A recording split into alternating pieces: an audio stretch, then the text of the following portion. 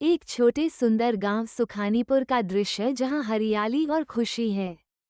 ये कहानी है सुखानीपुर गांव की जो अपनी हरियाली के लिए प्रसिद्ध था। इसी गांव में रहता था एक प्यारा शरारती बच्चा चिंटू, जिसकी उम्र थी 10 साल। बाकी बच्चों से थोड़ा अलग था। उसे वीडियो गेम या कॉमिक्स से ज्यादा अपने घर के पीछे लगे एक पुराने नींबू के पेड़ से प्यार था।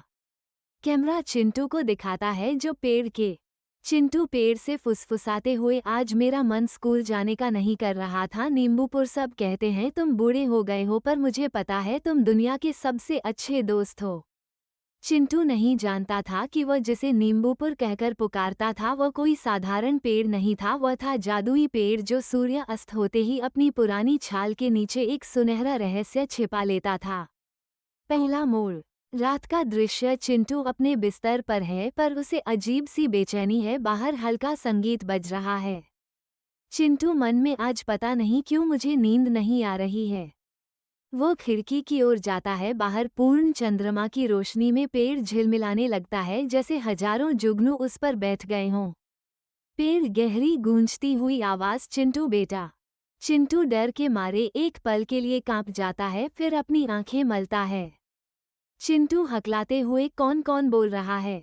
पेड़, मैं तुम्हारा नींबूपुर। ध्यान से सुनो बेटा, मुझे किसी क्रूर जादूगर ने शाप दिया है। मेरी सारी शक्तियां इस पेड़ में कैद हैं। अगर पूरी दुनिया में कोई एक सच्चा बच्चा मुझे अपना निस्वार्थ दोस्त मान ले तो मैं अपनी शक्तियां वापस पा सकता हूं और इस गांव की मदद कर सकता हूं।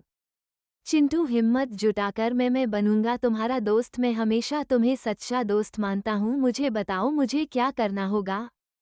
पेड़, बस मेरा साथ देना, वादा करो। चिंटू, मैं वादा करता हूँ। पेड़ की रोशनी और तेज हो जाती है, फिर धीरे शांत हो जाती है। चिंटू उस रात एक अजीब से संतोष के साथ सोता है। मध्य भाग।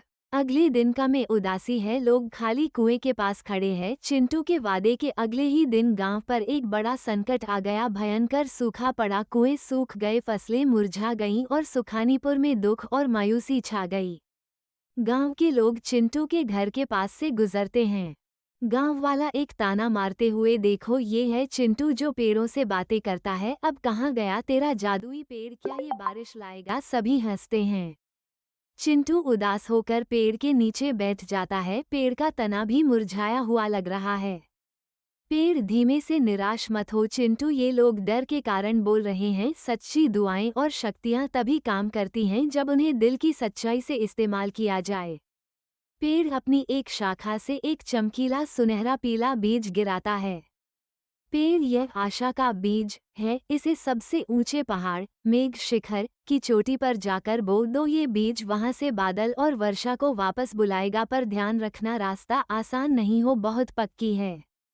गोलू थोड़ा मोटा मजाकिया लड़का, जिसकी भूख कभी खत्म नहीं होती, लेकिन वो दिल का बहुत अच्छा है। चिंटू दोस्तों, हमें गांव को बचाना है। क्या तुम मेरे साथ जादुई बीज लेकर मेघ शिखर पर चलोगे? मीना नक्शा देखते हुए, मेघ शिखर बहुत दूर है, यह एक खतरनाक सफर है।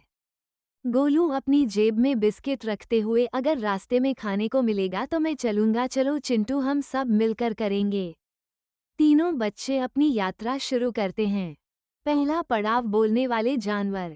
वे जंगल से गुजरते हैं। एक बुद्धिमान लोमड़ी रास्ता भटकने पर मीना की मदद करती है, क्योंकि मीना ने पहले उसकी चोट पर पट्टी बांधी थी। सीख, दया का फल।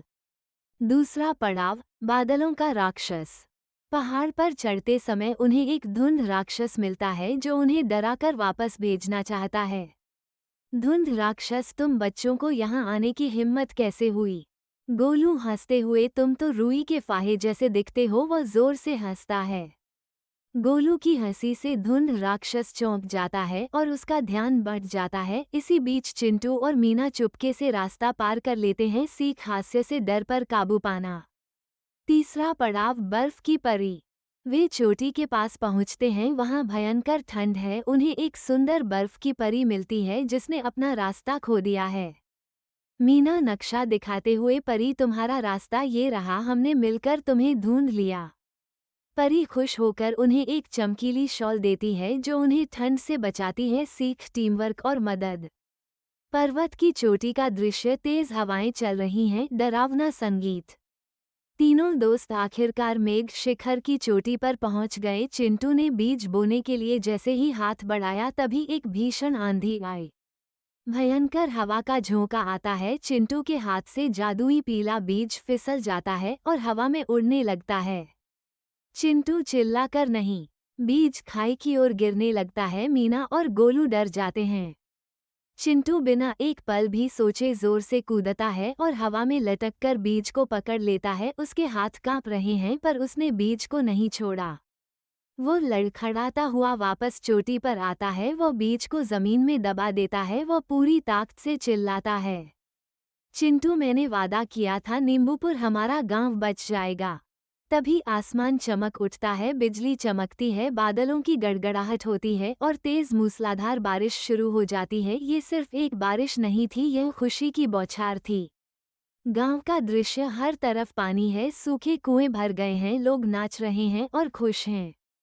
गांव में खुशहाली लौट आई। सुखानीपुर फिर से सुख से भर गया। चिंटू और उसके दोस्त वापस आते हैं। वे देखते हैं कि नींबू का पेड़ अब पहले से भी ज्यादा हरा भरा और चमकदार हो गया है। पेड़ शक्तिशाली आवाज में, चिंटू मेरे दोस्त, तुमने शाप तोड़ दिया। तुमने साबित किया कि सच्ची निस्वार्थ दोस्ती में वो शक्ति है जो न सिर्फ एक जादुई पेड़ को बल्कि प्रकृति और पूरे इंसानियत को बचा सकती है। गांव वाले चिंटू को गले लगाते हैं। जो हंसते थे वे अब माफी मांगते हैं।